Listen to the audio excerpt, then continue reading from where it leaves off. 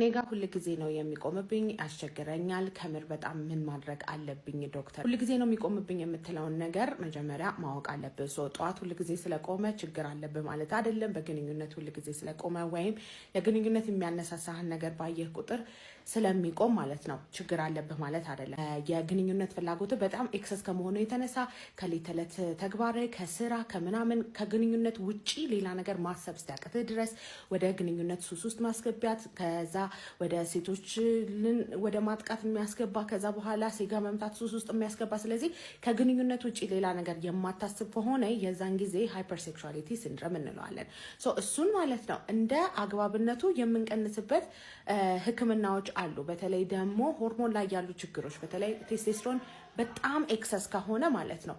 እንደዚህ አይነት ችግሮች ሊፈጠሩ ይችላሉ ማለት ነው ብዙ ጊዜ ደግሞ ሳይኮሎጂካል የሆኑ ነገሮች ናቸው ስለ ልቦናዊ የሆኑ ነገሮች ናቸው ስለዚህ እንደ አግባብነታቸው ደግሞ ከስነ ልቦና አማካሪ ጋር ገናኝተን ልናስተካክለው የምንችለው ነገር ነው እኔው ቀጭንና ረጅም ነው ግን ይልፈሰፈሳል ምን ላድርገው በመጀመሪያ የመልፈስፈሱ ማለት ነው ከቁመቱና ከውፍረቱ ጋር ምንም የሚያገናኘው ነገር የለም ኦኬ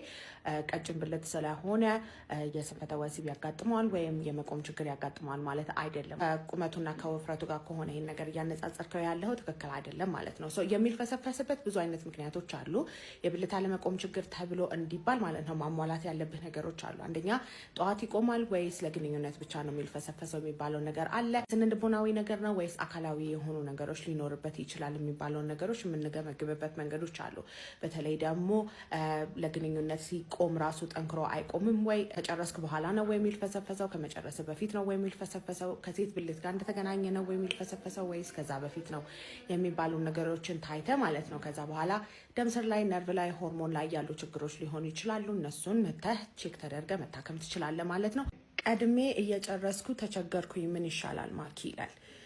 ባይ ዘ ዌይ ቀድሞ መጨረስ የሚባል የስንፈተ ወሲብ አይነት የለም ኦኬ ወንዶች ማመን ያለባችሁ ነገር ከሴቶች ቀድማችሁ ነው መጨረሱት ሴቶች ሲጀምሩ ወንዶች ይጨርሳሉ የሚባለውን አባባል ማለት ነው እና ምንም አይነት ነገር ቢሆን ቀድማችሁ ነው የሚጨርሱት ስለዚህ ቀድማችሁ ስለጨረሳችሁ ስንፈተ ወሲብ አለባችሁ አያስፈላችሁ ቶሎ መጨረስ ነው ማሟላት ያለባችሁ ነገሮች እንደ ቶሎ መጨረስ አይነቱ ወይ ከ1 ደቂቃ በታች መሆን አለበት ወይም ከ3 ደቂቃ በታች መሆን አለበት ሁለተኛ 6 ወር መቆየት አለበት ሶስተኛ 6 ወር ውስጥ ግንኙነት ተደጋጋሚ ያደርጋችሁ የግንኙነቶችን 80% እና ከዛ በላይ መያዝ አለበት አራተኛ የመጀመሪያ ዙር ሁሉ ወንድ ቶሎ ስለሚጨርስ የመጀመሪያ ዙርን አልፎ ሁለተኛ ዙርም ቶሎ መጨረስ አለባችሁ እንደዛ ሲሆን ሳይኮሎጂ ላይ ነርቭ ላይ ሆርሞን ላይ ያሉ ችግሮች ይኖራሉ ማለት ነው ስለዚህ እሱን ቼክ አድርገን እንዳግባብ